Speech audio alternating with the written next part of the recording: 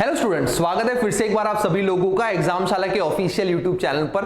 तो स्टूडेंट्स, आप सभी के माइंड में एसएससी जीडी के रिगार्डिंग बहुत सारे डाउट्स थे, जिसमें आपके डाउट थे कि सर एग्जाम कब कंडक्ट होने वाली है, एग्जाम की पैटर्न क्या रहने वाली है, एज क्या होनी चाहिए, क्वालिफिकेशन क्या होना चाहिए। ओके, आपके ऐसे ही बहुत सारे डाउट्स को हम लोग हमारे आज के सेशन में डिस्कस करने वाले हैं। ओके, बस आपको वीडियो को एंड तक जरूर देखना है। अगर आप वीडियो को एंड तक देखोगे तो आपके माइंड में एसएससी जीडी के रिगार्डिंग एक भी डाउट नहीं रहने वाला, वो गारंटी हमारी है। ओके, चलिए तो स्टार्ट करते हैं आज का सेशन। अब आपके माइंड में सबसे पहला डाउट तो ये होगा कि सर पहले तो आप ये बताइए एग्जाम कंडक्ट कब होने वाली है, मतलब फॉर्म कब से अप्लाई होना स्टार्ट होंगे। तो आपके एसएससी जीडी के फॉर्म इसी महीने से अप्लाई होना स्टार्ट होने वाला है। कब से? तो 24 नवंबर 2023 से एसएससी जीडी के फॉर्म भरना स्टार्ट होने वाले हैं। और कब तक आप अप्लाई कर सकते हो? तो 28 दिसंबर 2023 तक आप इन फॉर्म को अप्लाई कर सकते हो। ओके, मतलब इसी महीने में आपके एसएससी जीडी के फॉर्म निकलने वाले हैं। ओके, अब आपके माइंड में डाउट ये होगा कि सर एग्जाम कितने दिनों बाद कंडक्ट होती है। तो इस बार जो आपकी एग्जाम है वो फरवरी मार्च 2024 में कंडक्ट होने वाली है। ओके, मतलब ऑन एन एवरेज अगर हम लोग बात करें तो आपके पास नवंबर का आधा महीना पड़ा है, दिसंबर पड़ा है, जनवरी पड़ा है, और अगर आपका नंबर फरवरी एंड में लगता है तो करीब आपके पास फरवरी पूरा पड़ा है। ओके, मतलब हमारे pass on an average 100 days का टाइम है एसएससी जीडी की एग्जाम के लिए। ओके, मतलब अगर आप लोग आज से ही तैयारी स्टार्ट कर रहे हो तो भी आप 100 दिनों में एसएससी जीडी की तैयारी बहुत ही बेहतरीन तरीके से कर सकते हो। ओके, तो ये तो हो गया आपकी इंपॉर्टेंट डेट्स के फॉर्म फिलअप होना कब से स्टार्ट होने वाले हैं। ओके, तो आई होप आपको यहां तक क्लियर हुआ होगा।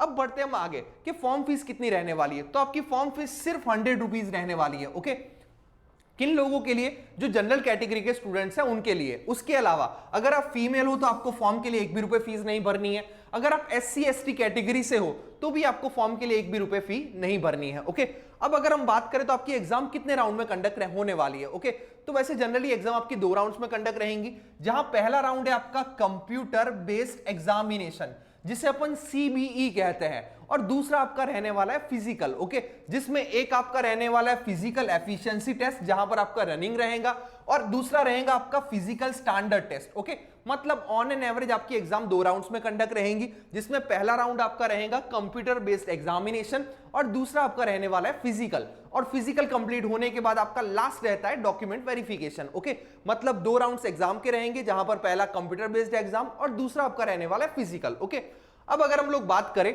तो आपके माइंड में डाउट ये होगा कि सर एग्जाम में सब्जेक्ट कौन कौन से आते हैं, कितने नंबर के आते हैं। तो जो आपका पहला राउंड है कंप्यूटर बेस्ड एग्जाम, जिसमें आपके सब्जेक्ट्स रहते हैं 4। कौन कौन से?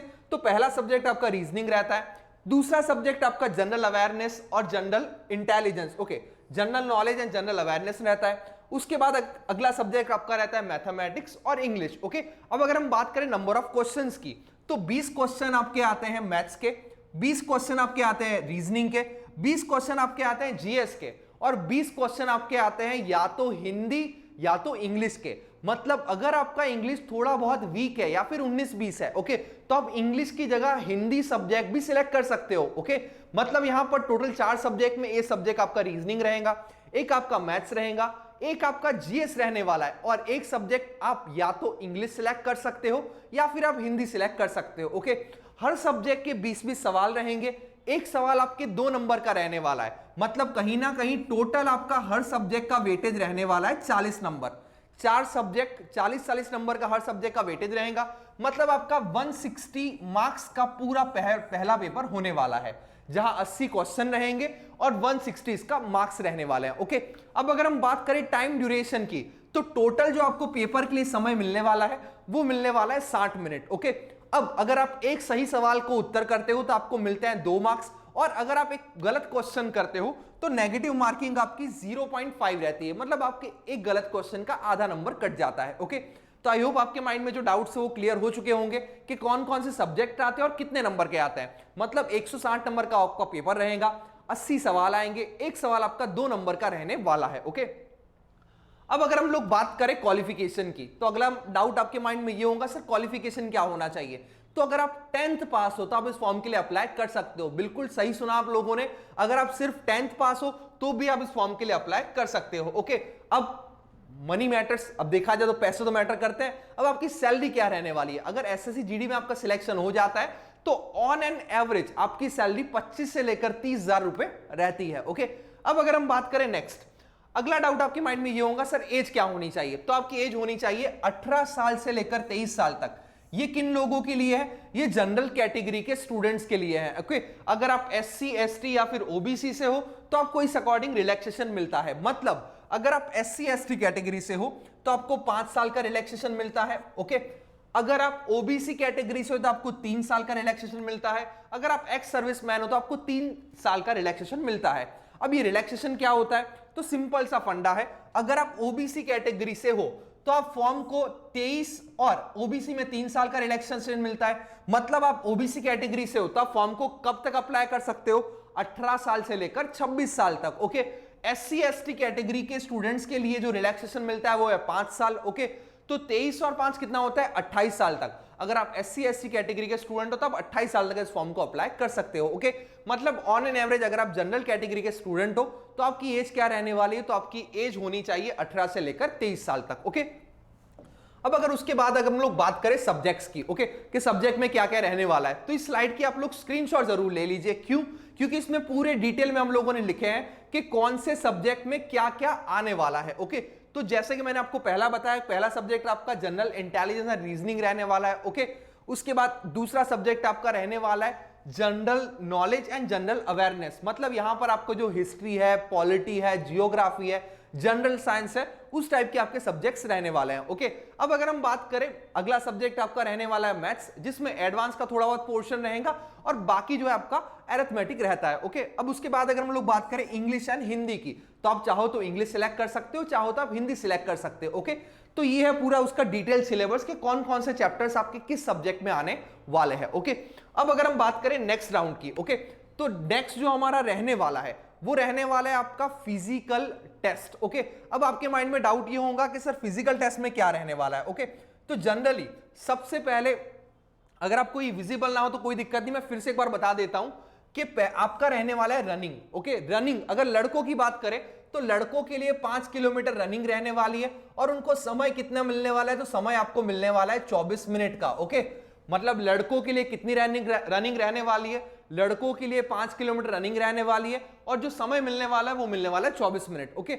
लड़कियों के लिए 1.6 किलोमीटर रनिंग रहने वाली है और समय आपको मिलने वाला है 8.5 मिनट। ओके, मतलब आपकी एग्जाम कंप्लीट होने के बाद आपका अगला राउंड क्या रहने वाला है, फिजिकल।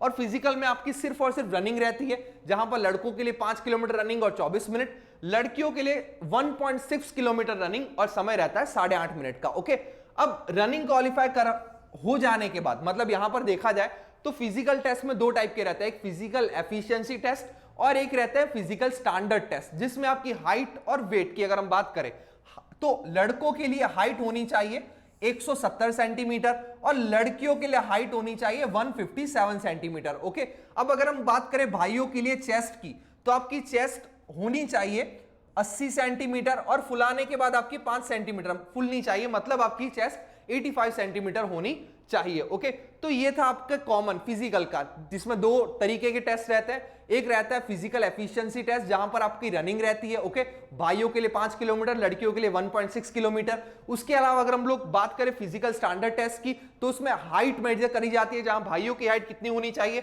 170 सेंटीमीटर और बहनों की हाइट कितनी रहनी चाहिए 157 सेंटीमीटर। ओके, अब भाइयों के लिए जो चेस्ट रहने वाली है वो 80 सेंटीमीटर फुलाए बिना और 85 सेंटीमीटर फुलाने के बाद आपकी होनी चाहिए। ओके, अब अगर हम लोग बात करें तो मेडिकल एग्जाम जैसे ही आपकी कंप्लीट होंगी उसके तुरंत बाद जो आपका रहने वाला है वो तुरंत बाद आपका डॉक्यूमेंट वेरिफिकेशन रहने वाला है। ओके, तो आई होप आपके माइंड में एसएससी जीडी के रिगार्डिंग जितने भी डाउट्स थे वो एज से लेकर सैलरी तक के सारे डाउट्स क्लियर हो चुके होंगे। ओके, तो स्टूडेंट्स ऐसे ही जीडी की एग्जाम बहुत ही जल्द कंडक्ट होने वाली है, मतलब इस 24 तारीख से फॉर्म भी निकलना स्टार्ट हो जाएंगे। ओके, मतलब आप 24 तारीख से फॉर्म को अप्लाई कर पाओगे। तो अभी तक अगर आप लोगों ने ऐसे जीडी की तैयारी करना स्टार्ट नहीं करा तो बिल्कुल आज ही डे 1 मानकर ऐसे जीडी की तैयारी करते रहिए। ओके, और जुड़े रहिए एग्जाम शाला के साथ इसी तरह की अपडेट के लिए। Thank you everyone.